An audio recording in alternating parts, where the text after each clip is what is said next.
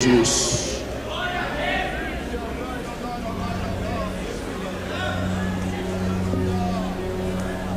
Todos nós, quando iniciamos a fé, novos convertidos, um assunto elementar e basilar que nós aprendemos é que cada evangelista que escreveu o evangelho, ele tinha uma objetividade, uma especificidade. Cada um dos evangelistas que se proporam a escrever o evangelho, cada um carregava dentro de seu coração uma proposta. Mateus, quando escreve o seu evangelho, ele direciona esse evangelho aos judeus, e a proposta mateana é apresentar Jesus como rei. Que este Jesus que ele apresenta no seu evangelho é o mesmo que os profetas profetizaram e falaram acerca dele. É por isso que nós vamos ler aquilo que Mateus escreve comumente, para que se cumprisse o que foi predito pelos profetas. Mateus apresenta Jesus como rei. Diferente de Marcos, que não fora uma testemunha ocular de Jesus, que segundo Papias, um dos pais da igreja, quem ditara o evangelho para Marcos fora Pedro. E Marcos escreve aos romanos, e o objetivo de Marcos é dizer que Jesus ele é servo, porém um servo que é maior do que César, um servo que tem mais poder do que César. Pelos 16 capítulos de Marcos, nós entendemos que Marcos registra o maior número de milagres possíveis dentro dos evangelhos. Diferente de João, que andou com Jesus e chamado de discípulo amado, este mesmo João é aquele que reclinava a sua cabeça no peito de Jesus. Esse João escreve um evangelho universal, apresentando Jesus como Deus e como Filho de Deus. No capítulo de número 1, versículo de número 1, ele apresenta Jesus como Deus. No versículo de número 4, ele apresenta Jesus como a vida. No versículo de número 7, é o Jesus que testifica a luz. No versículo de número 14, é o Jesus que habitou no meio de nós. No versículo de número 18, o unigênito do Pai. No versículo de número 29, o Cordeiro de Deus que tira o pecado do mundo. No versículo de número 41, o Messias. No versículo de número 49, o Rei de Israel, o Filho de Deus. E no versículo 51 e 52, ele apresenta Jesus como Filho do homem. Lucas, porém, não obstante, ele tem a sua particularidade, a sua especificidade, a sua individualidade dentro dos seus escritos. Lucas é historiador, ele tem uma preocupação, que sua narrativa não orbite ou não gravite sobre uma estrutura que é simplesmente abstrata. Lucas vai colocar estacas históricas e vai registrar nomes de governadores e tetrarcas para fundamentar o seu registro histórico, para que haja credibilidade naquilo que ele escreve e veracidade no passar dos anos. Eu explico. Se Mateus estivesse aqui nessa reunião dos Gideões, com certeza daqui 70 ou 60 anos ele iria escrever dizendo: estávamos todos reunidos naquela noite e o Rei Jesus estava presente entre nós. Se Marcos não estivesse aqui, mas procurasse alguém para ditar tudo o que aconteceu neste evento, ele iria dizer: enquanto os Gideões nós estávamos adorando e a palavra sendo pregada, Jesus estava curando.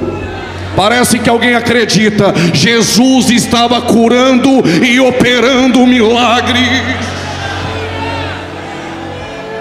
João iria escrever daqui a 50, 60 ou 70 anos que todos nós estávamos reunidos, os Gideões missionários, e que naquela semana o nosso Jesus, que é um Deus eterno, esteve presente entre nós.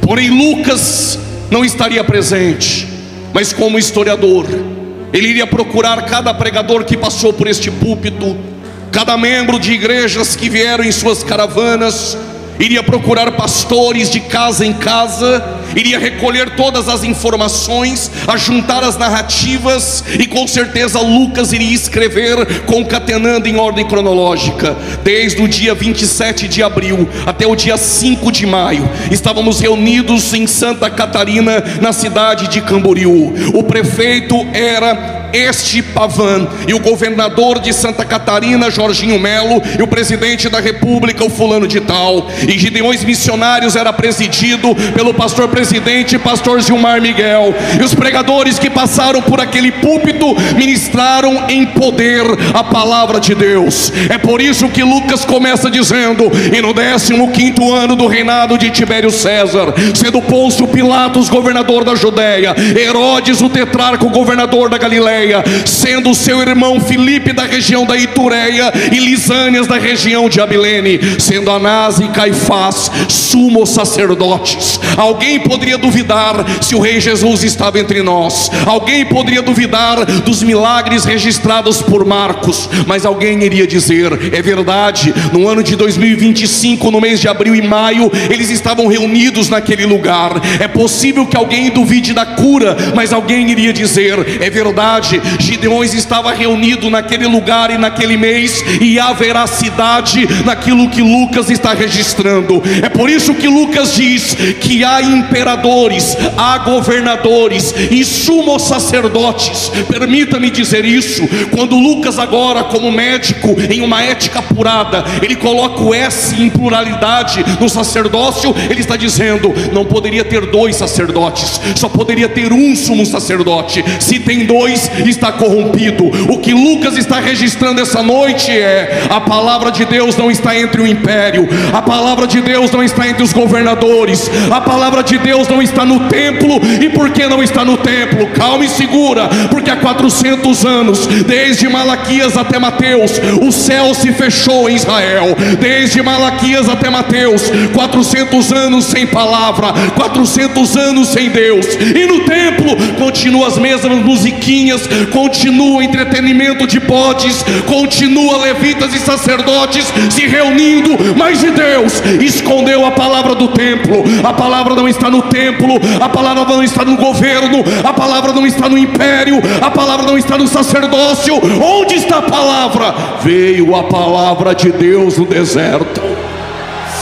Parece que alguém levantou a mão e entendeu. Veio a palavra de Deus no deserto. No deserto, no Jordão, não tem área VIP. No Jordão não tem estelionatário da fé. No Jordão não tem mercenário. O que tem no Jordão? Arrependei-vos, arrependei-vos, arrependei-vos. 2023 como teólogo, 2024 como profeta, e hoje eu vim como uma voz. Que voz é essa? Arrependei-vos, porque é chegado o reino do céu. Eu já tinha pulado da cadeira. Tem que ser crente para dar glória agora. Arrependei-vos. Ou você só dá glória a Deus debaixo de chave, porta aberta e vitória. A palavra dos Gideões é essa: arrependei-vos, arrependei-vos. Quem está comigo levanta a mão. Arrependei-vos.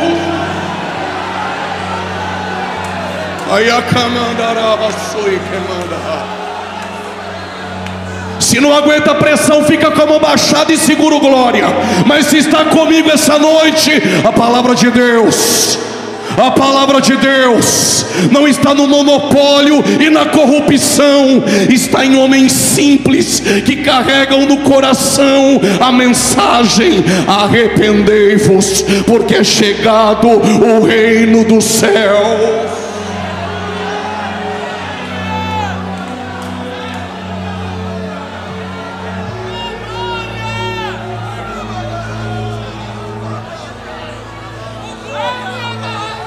O que vocês foram ver no deserto? Uma cana agitada, que com a pressão ela se curva. Mas te apresento um pregador, te apresento um profeta, que nascido de mulher, não há ninguém como João. Deus deixou as estruturas de mármore e as colunas do templo para fazer do Jordão um tabernáculo. Há 400 anos há um silêncio profético, mas o culto agora é no Jordão e o céu está aberto. e o céu está aberto, e o céu está aberto. E o pregador do Jordão não precisa fazer teatro emocionalista, não precisa dizer que você é o ponto fraco de Deus, não precisa trazer mensagem coach para Nutella. A palavra é essa: arrependei-vos. Igreja brasileira, a palavra para nós é essa: arrependei-vos, arrependei-vos, porque é chegado o reino do céu.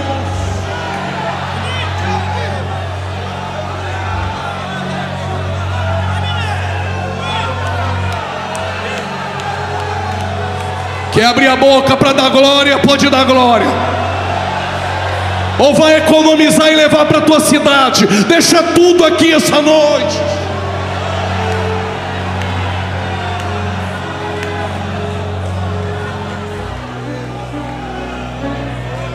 Quem é João? Em meio a um silêncio profético, em meio à crise moral, em meio a esfriamento na fé, Lucas registra que há um homem por nome Zacarias, e sua esposa tem por nome Isabel. Mas diz o texto que Isabel era estéril. Isabel carregava no colo o opróbrio, a vergonha. Não cantaria jamais em sua casa o Salmo 128. Isabel via o seu esposo sacerdote nas atividades do templo e no ofício sacerdotal, mas carregava uma vergonha dentro dela. Mas diz o texto que mesmo em meio à frieza e à apostasia, o casal permanecia irrepreensíveis, porque a pressão e a frieza de fora não altera a essência de um coração fiel do lado de dentro.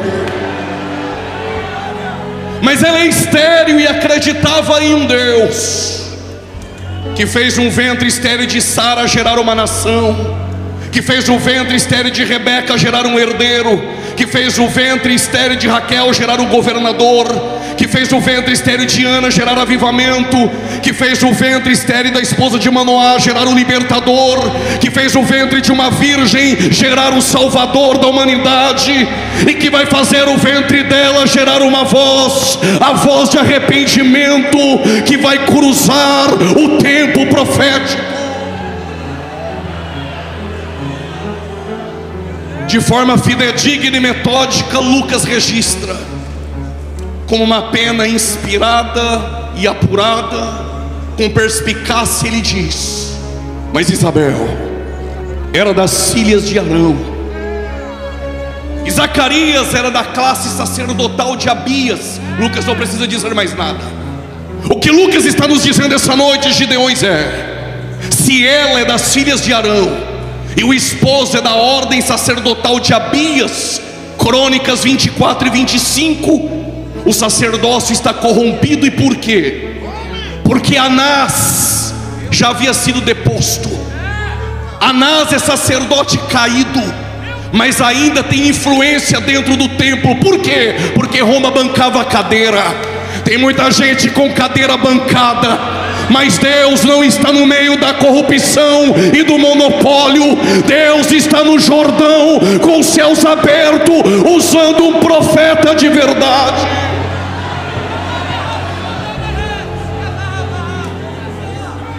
O que Lucas registra se o templo e o sacerdócio está corrompido por direito, por prole, por dependência, João Batista, que vai nascer no seu ventre, ele pode ser de forma verídica e legítima um sumo sacerdote.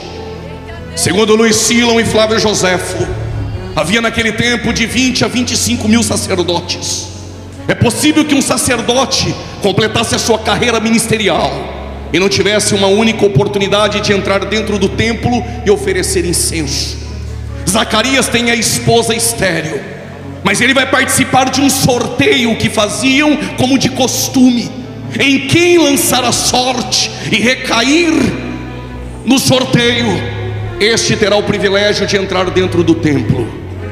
Para alguns, coincidência; para quem prega, milagre. Eu ouvi um glória a Deus aqui, eu vou repetir. Para alguns, coincidência. Para quem prega, milagre. Para alguns você nem deveria estar aqui, não tem padrinho, ninguém bancou a cadeira, mas Deus disse: é Ele, eu vou usar, e não consulta homens.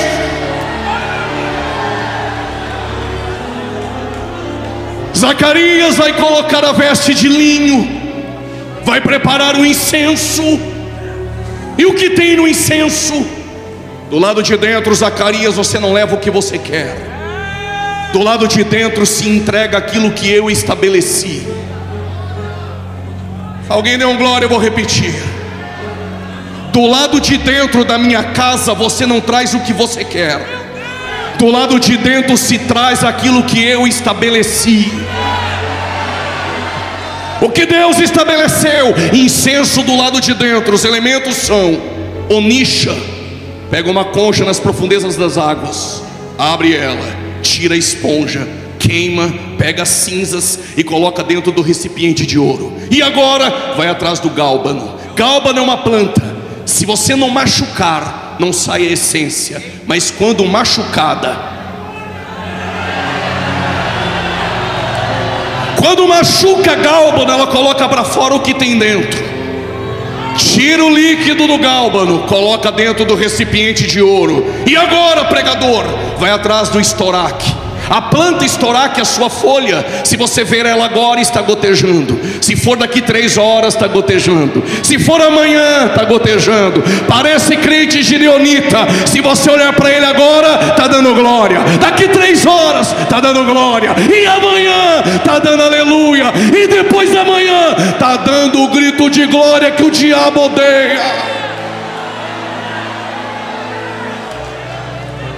Tritura a folha, coloca dentro do recipiente de ouro. E agora? Agora já sei.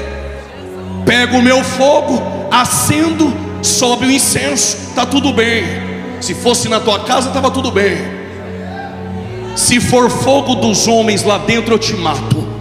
E por quê? Porque fogo dos homens é só movimento, é só teatro, é só emocionalismo.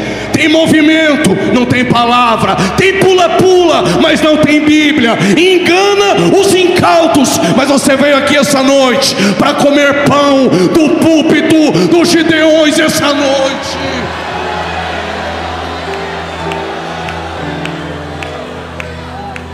Fogo dos homens até acende, daqui a pouco é só fumaça. Cutuca teu irmão, fala para 2 ou 3, chacoalha 10, é só movimento. O que Deus disse? Vai lá no altar,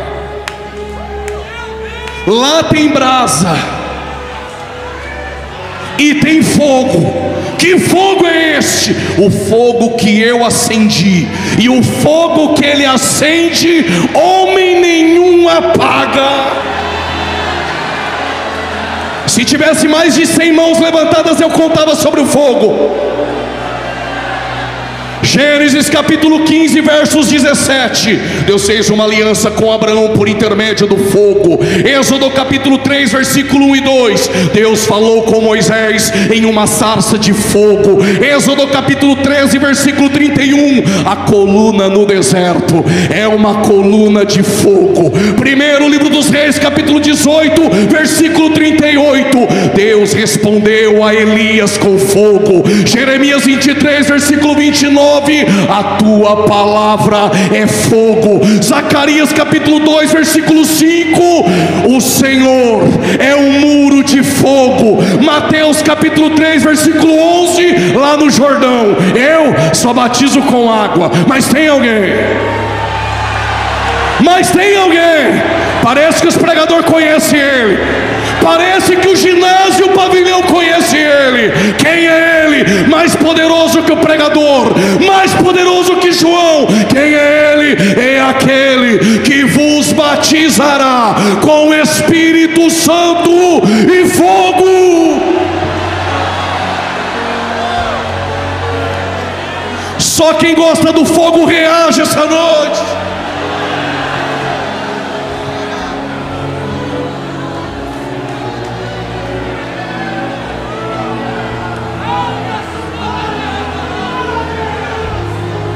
Vai ficar me olhando com essa cara de engomadinho, vai encher essa casa de glória.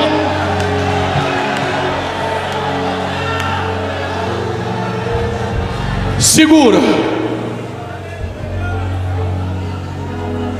Os rabinos acreditavam que se tivesse dois judeus falando da Torá, Deus se aparecia e se manifestava.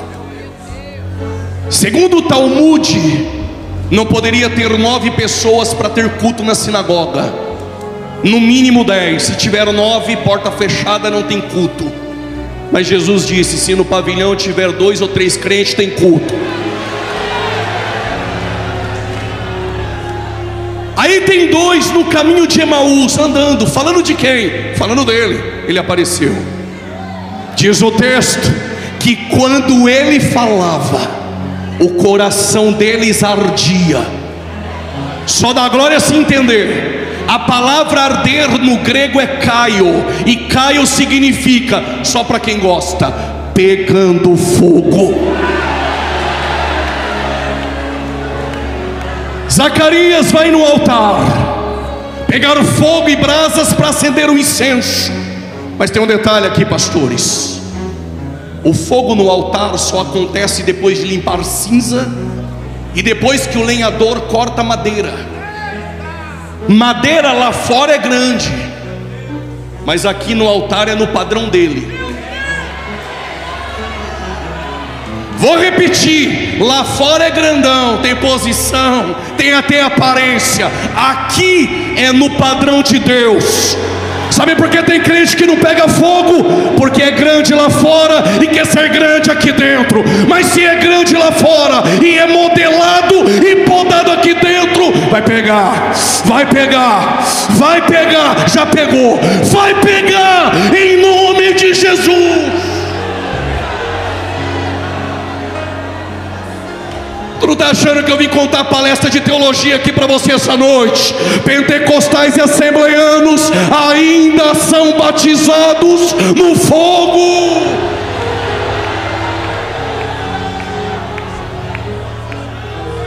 Zacarias vai vestir um linho, a mitra, o incenso. Eu passei alguns anos estudando e perguntando para Deus, porque nem tudo os livros contam, por que tem que ter incenso do lado de dentro? Eu entendi. Como o sumo sacerdote trabalha com sangue, sangue no propiciatório, no lugar santíssimo, o cheiro do sangue contrai moscas. Pega uma carne e descongela sobre a tua mesa, e você vai perceber que ela contrai moscas pelo cheiro do sangue. Se tem sangue de animal lá dentro, na tampa da arca, que é o propiciatório, as moscas de fora podem contaminar o ambiente lá dentro.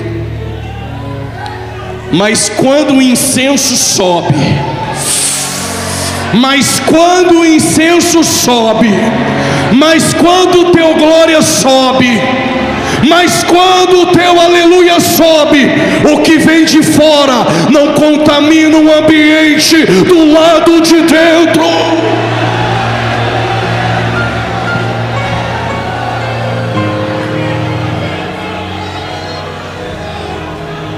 Permita-me, falarei paulatinamente.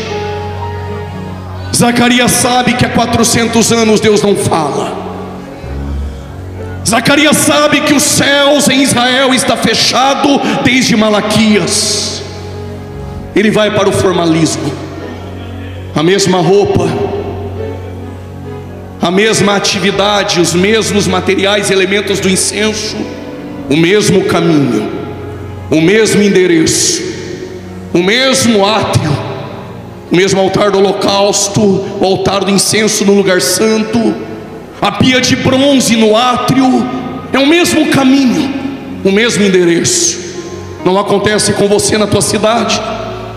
Eu já sei o endereço do culto, conheço de cor os hinos da harpa, as músicas do culto. É a mesma roupa, os mesmos avisos, 200 louvores cantados, coreografia camuflando uma sensualidade. São os mesmos artistas, são os mesmos atores, são os mesmos artistas, são os mesmos cachês, são as mesmas exigências. Até parece que todo culto é igual. Mas em Lucas capítulo 1, versos 8, diz o texto: e exercendo o sacerdócio do lado de dentro, mesmo sabendo que há 400 anos Deus não fala, Zacarias poderia abandonar tudo, jogar o ministério para o alto, mas Deus te trouxe essa noite para ouvir isso. Zacarias tinha uma certeza: enquanto eu entrego do lado de dentro, Deus se encarrega de fazer gerar o meu milagre do lado de fora. Alguém levantou a mão e entendeu? Enquanto eu adoro do lado de dentro, Deus se encarrega de gerar o teu milagre do lado de fora.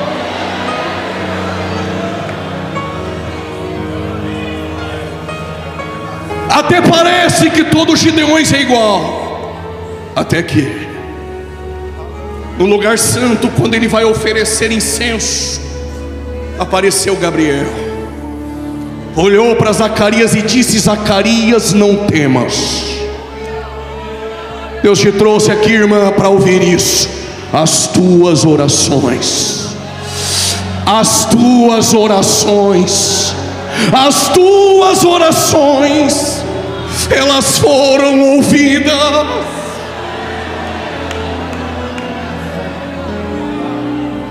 Quando Isabel soube que iria gerar, ela disse: o Senhor se atentou de mim. Se não entendeu, eu explico: o Senhor me viu, o Senhor te viu, Ele não te perdeu de vista essa noite. E Isabel disse: e Ele removeu o meu opróbrio. Deus marcou esse dia 2 para lhe dizer: essa noite, através desta palavra, eu removo a vergonha da tua casa. Alguém levantou a mão: eu removo o opróbrio, a ignomínia e a vergonha. Tu vai gerar para a glória de Deus.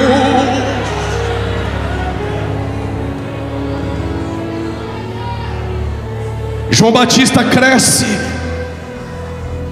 e João Batista agora ele pode vestir o linho do Pai. Ele é sacerdote. Ele pode colocar a mitra na cabeça com a lâmina, santidade ao Senhor. Ele pode entrar dentro do templo, ele pode oferecer incenso, ele pode comer das comidas que o sacerdote come. Mas Deus disse: tu achou que iria ser sacerdote, mas eu te chamei para ser profeta.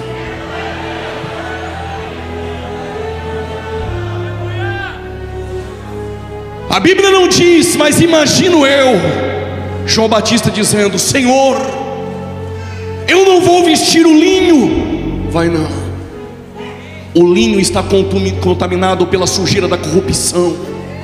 Vai colocar roupa de gafanhoto e mel silvestre e vai comer, mas roupa de pele e camelo vai vestir. Tu achou que iria vestir o linho? Vai não. Suas vestes serão de pelos de camelo. Mas eu não vou entrar no templo. Vai não. Vou te usar no deserto. Mas eu não vou poder sentar na mesa e comer com os sacerdotes. Essa mesa não te cabe, João. Essa mesa está suja, está contaminada. A mesa que eu tenho para ti é no deserto.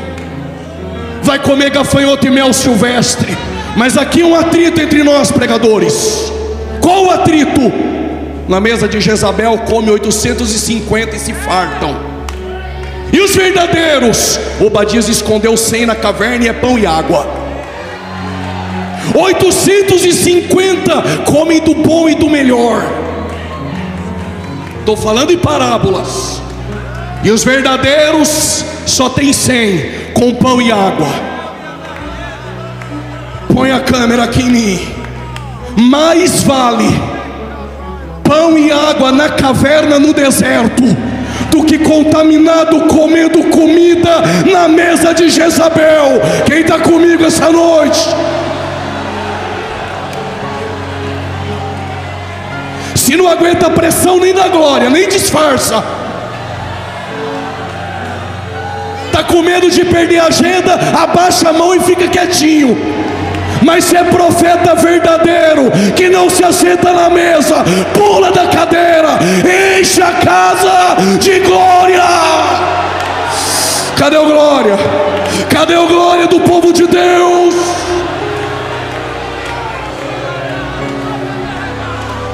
Estou ouvindo línguas estranhas aqui. São línguas que não se contaminaram na mesa de Jezabel.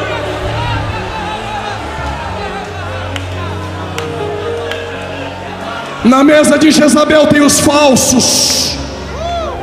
Mas a igreja brasileira precisa saber, eu não prego por agenda. Só tem falso, porque tem púlpito que sustenta. Só tem falso, porque tem pastor e igreja que banca. Se Jesus estivesse em nossos dias, Ele não iria virar a mesa, Ele iria virar os púlpitos. Os céus me trouxe para lhe dizer: fica aguardando com pão e água na caverna.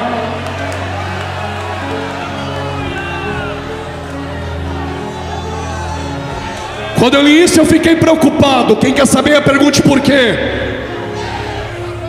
Porque tem 850 na mesa de Jezabel, tem 400 de Baal e 450 de Azerá, e verdadeiro só tem 100. Aí eu pensei, estamos perdendo, estamos em desvantagem. É Deus falando para nós: deixa de ser bobo, menino. Eu tenho mais 7.000 que eu escondi. Parece que tem alguém aqui que faz parte. Eu tenho mais 7.000 que não se prostraram e não beijaram a Baal. Vai para o deserto, João.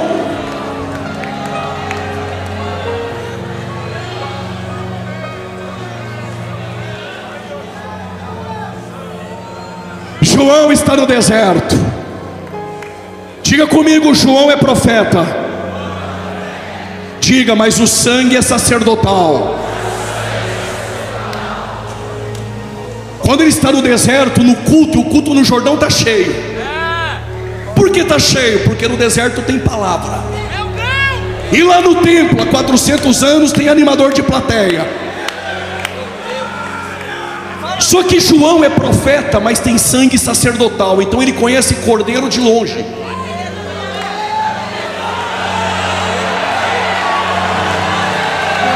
No meio do culto ele olhou e falou: esse eu conheço. Parece que você também conhece.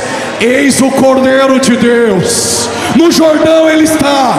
Eis o Cordeiro de Deus. No monopólio ele já não está mais. A glória não está mais lá, mas a glória encarnada está no Jordão. Eis o Cordeiro de Deus, que tira o pecado do mundo.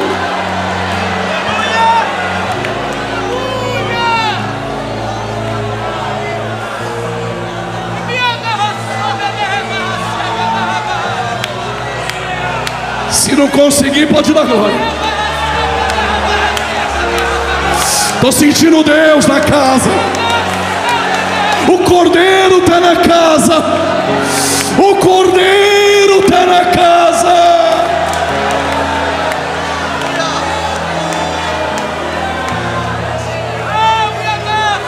E amando a sua e queimando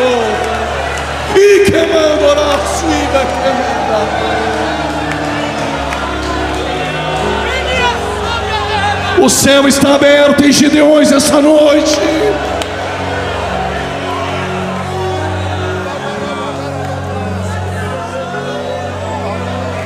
Mas fariseu também frequenta culto. Pregador, não entendi, vou repetir. Fariseus também frequentam cultos. Eles estão no culto, não dá glória de jeito nenhum, não levanta a mão de jeito nenhum, está fazendo figuinha para dar errado. Acabou glória.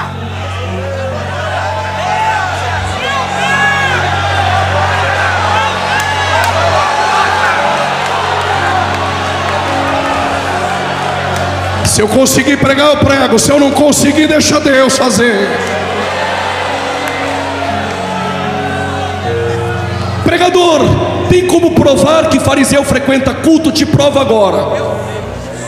E para aqueles que assistiram 40 vídeos no YouTube, agora são teólogos, pode pôr na minha conta. O culto era na casa de Jesus. E é naquele culto que um homem vai sair por uma porta que ele nunca entrou. Ele entrou pelo telhado, pastor. Quando Jesus está no culto e vai curar ele, os fariseus estão no culto, não deram glória, não levantaram a mão, cara fechada, só pensaram. Só que se você não quer que Jesus saiba teu pensamento, é melhor que nem pense. Jesus olhou e falou: por que pensais mal em vossos corações? Só para saber, fariseu, que o Filho do Homem tem poder, não só para perdoar pecados. Pega a tua cama, levanta. Alguém já levantou?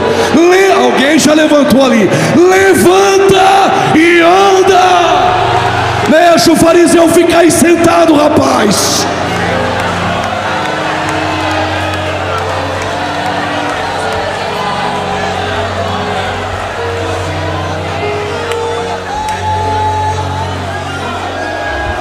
João termina de pregar, o povo vai embora e os fariseus vieram, estavam no culto.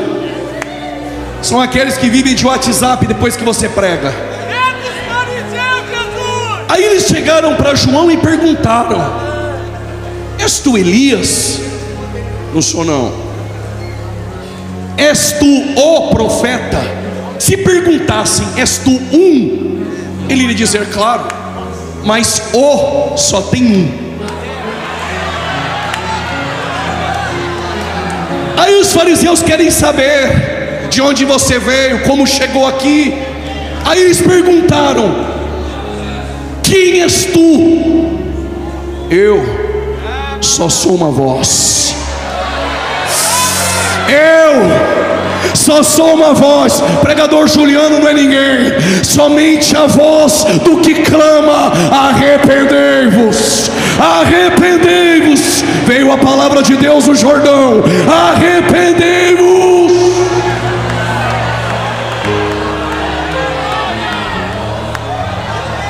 O primeiro grupo foi embora.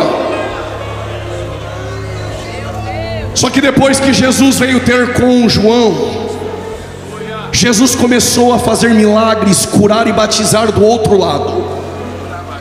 Os discípulos de João, quando visitaram ele, perguntaram para João: João, vou parafrasear, tu não se sente incomodado? Incomodado com o quê? Porque aquele Jesus que passou por ti está do outro lado sendo usado, batizando mais que você. Glória a Deus se estiver pregando mais do que eu. Glória a Deus se Deus encher ele mais do que eu. Glória a Deus se a igreja dele encher mais do que a minha. Glória a Deus, pastor, se Deus te usar mais do que eu. João falou: não estou preocupado não. Sabe o segredo do ministério de João? Eu quero mais que ele cresça. Alguém levantou a mão. Eu quero que ele cresça, e que eu diminua, que ele cresça e nós nos diminuamos essa noite. Então dê a ele o que ele merece: honra, glória e louvor.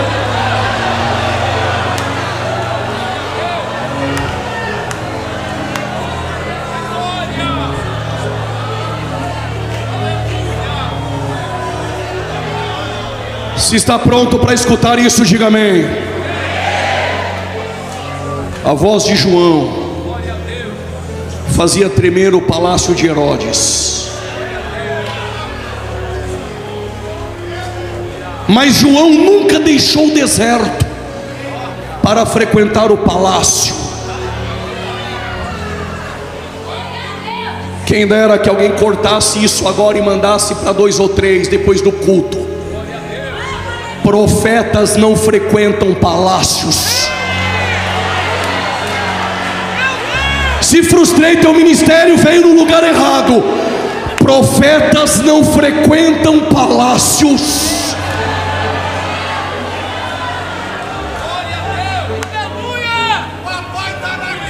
No templo com Anás e Caifás é um covil de ladrões.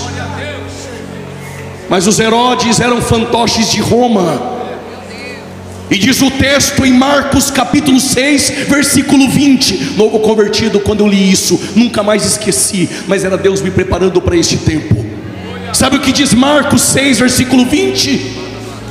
Que quando o João Batista denunciava o pecado do Herodes, diz o texto, que o Herodes temia João. Porque pregava bem? Não. Porque fazia dancinha no TikTok? Não. Porque tinha uma mensaginha coach light? Não. Porque tinha seguidores? Coisa nenhuma. Porque tinha fama no mercado gospel? Não. Ele temia João, diz o texto, porque João era santo e justo. Glória você vai dar agora. Tem que ser crente para dar. Olha o que diz o texto, continuação do versículo. Herodes gostava de ouvir João. Gostava de ouvir João, mas nos bastidores pediu a cabeça dele. Sabe que Deus te usa, mas quer matar teu ministério. Sabe que é Deus falando essa noite, mas não abre a boca para dar glória, só para dizer que não está aprendendo nada.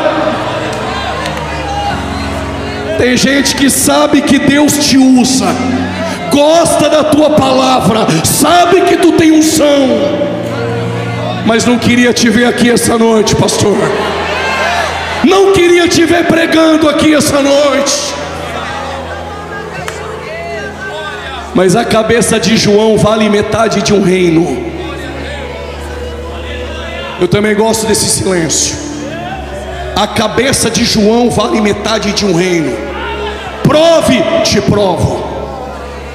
Herodes, Herodias e Salomé, bebendo orgia.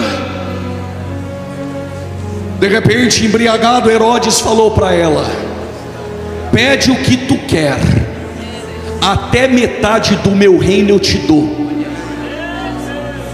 Herodias falou para a filha: tu quer o quê? Quer metade do reino? Ela disse: não, quero a cabeça de João. Porque João não aprova pregador no 5º casamento pregar no púlpito do Jordão.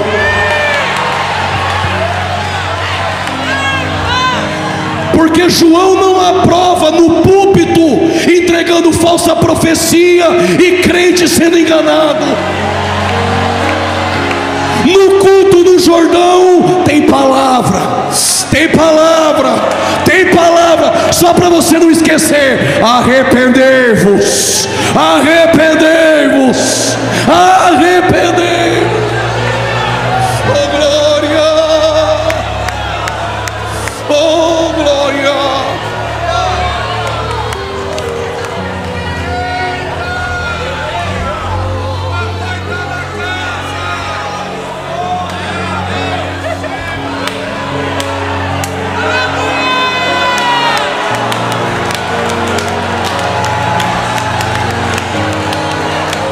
Quadragésimo Gideões ficará marcado. Tu sabe que Deus usa, mas queria nossa cabeça. Eu te conheço, Herodes. Eu te conheço, Herodes.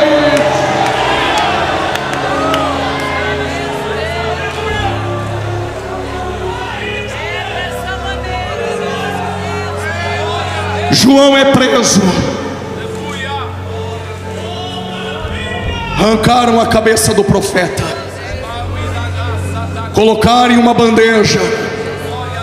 Pergunte bem forte: e agora? Se você fosse no culto, no templo, Tem as musiquinhas lá, as mensaginhas lá, mas há 400 anos Deus não está mais lá. Aonde é o culto? No Jordão. Mas como arrancaram a cabeça de João,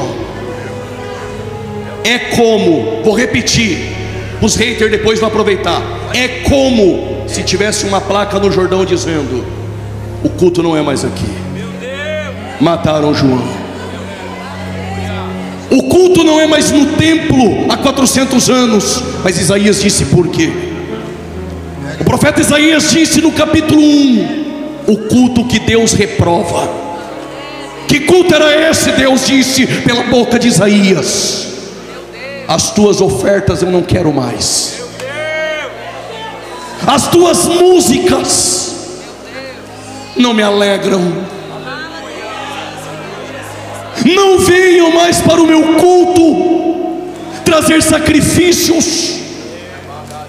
Vocês me cultuam, mas o coração está longe. Quando o pregador pede, você aprendeu a cutucar 2 ou 3, você aprendeu a bater na mão de 10, aprendeu a chacoalhar 6. Decoramos tudo sobre o culto, liturgia do culto. Mas Deus disse: mas não conhecem o Deus do culto.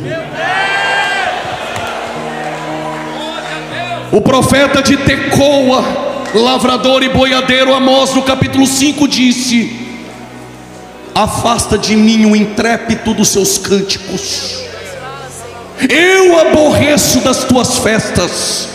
Sabe o que Deus estava dizendo? As festas que vocês fazem sem mim, as festas que vocês louvam homens, a festa que o pregador é o centro dela, aonde Deus não ocupa o primeiro lugar, Deus não está. O que Deus está dizendo é: pega essas musiquinhas que exaltam homens e deixa em casa. Cantoras de 40 mil e 20 mil com exigências, fiquem em casa, porque no meu culto eu não aprovo.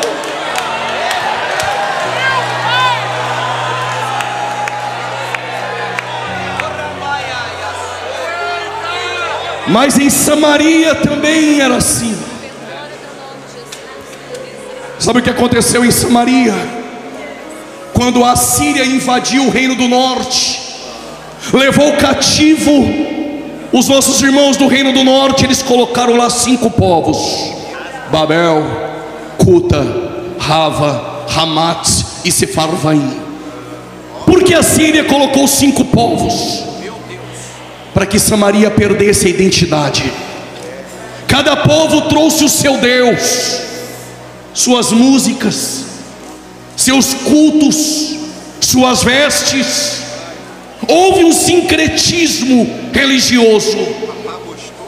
É o que está acontecendo hoje.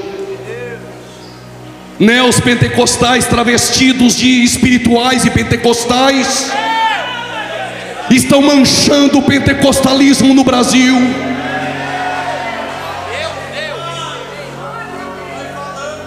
E o povo sendo enganado dia após dia. Mas Deus, irado, o que Ele fez? Enviou leões em Samaria. Diz o texto que os leões passaram a matar pessoas.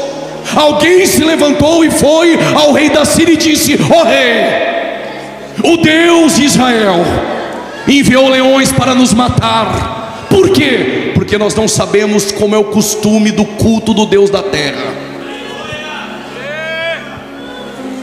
Sabe o que o rei da Síria fez? Pega um sacerdote, não de Levi, aquele que Jeroboão nomeou sem ter sangue levítico, sacerdote pirata.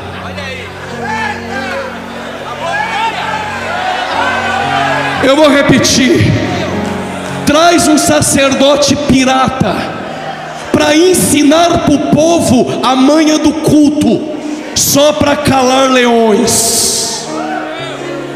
Tem obreiro pirata que só ensina a manha do culto. Tem pastor pirata que só ensina a manha do culto. Mas o que o povo precisa conhecer é o Deus do culto essa noite.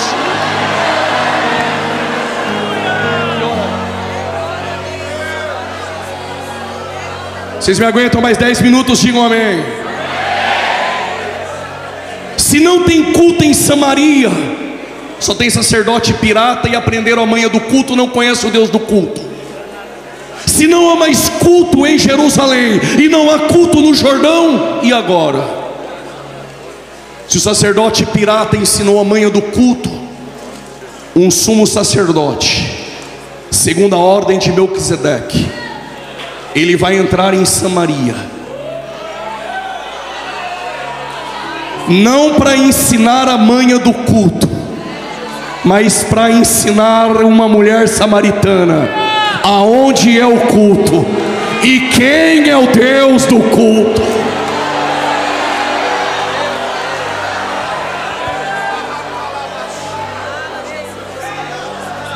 Ele está andando com os discípulos. Aí ele disse aos discípulos: vão comprar comida. Os discípulos foram. O João não é bobo, o João ficou, entrou com ele em Samaria. Jesus sentou no poço, está esperando a mulher. Quando a mulher vem, meio-dia, não às 9, não às 3 da tarde, quando ela vai pegar água, Jesus levanta e diz: mulher, dá-me água para beber.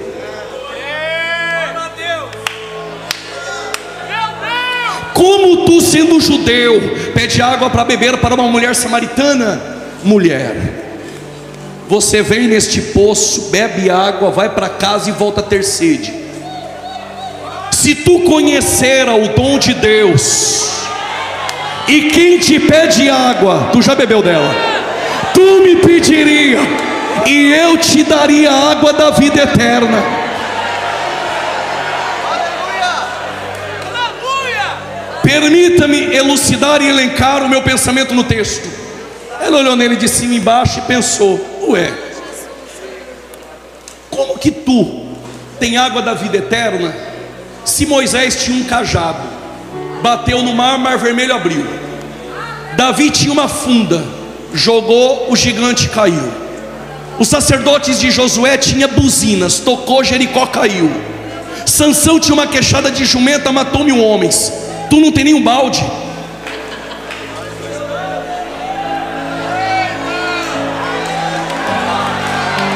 Não tenho balde, não tenho água benta, não tenho rosa ungida, não tenho lenço ungido, não tenho chofar, mas eu tenho algo.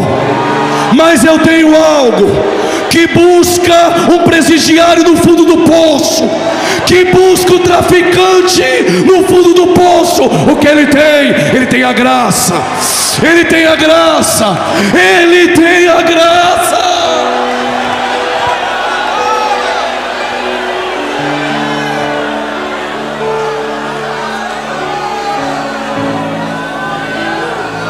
Só ele busca o mais vil pecador no mais profundo de um poço.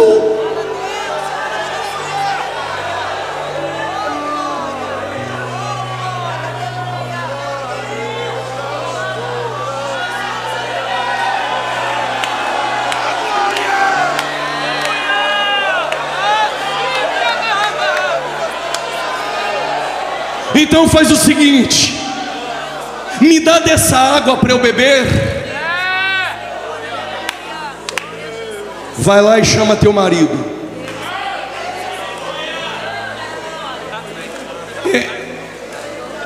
Eu não tenho marido. Dissesse bem. Teve 5 camas, 5 endereços, 5 certidões de casamento, 5 alianças dentro da gaveta, ciclos interrompidos, e quer vir os Gedeões beber da minha água. E digo mais, e ainda tem um ficante, quer beber da minha água aqui dentro, mas depois sair lá fora e beber água do mundo. Vai se converter, rapaz.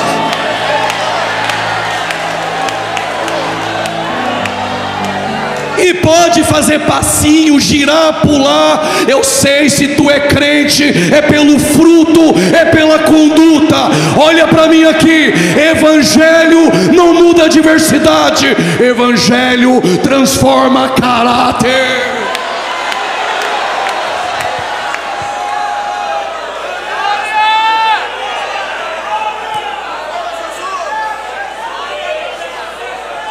Eu vejo que tu é profeta, mas vamos fazer o seguinte: eu cresci adorando lá onde Jeroboão colocou 2 bezerrinhos em Dan e Betel, em Samaria.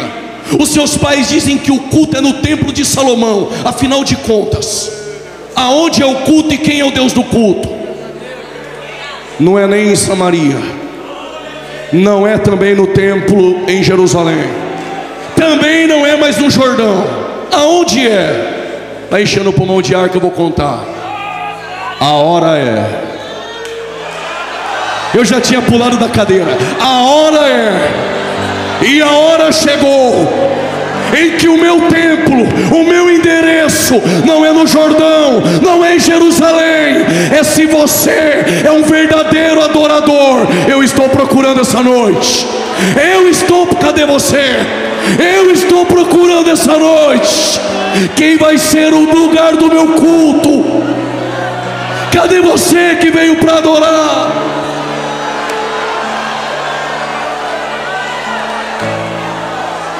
A hora é em que os verdadeiros adoradores adorarão o Pai em espírito e verdade. Se é de verdade, não tem máscaras. Se é de verdade, não tem atores essa noite. Se é de verdade, não tem faz de conta. Se é de verdade e Ele te encontrou essa noite, você é o endereço que Deus escolheu. E aonde é o culto? Dentro de você. Dentro de você. Dentro de você essa noite.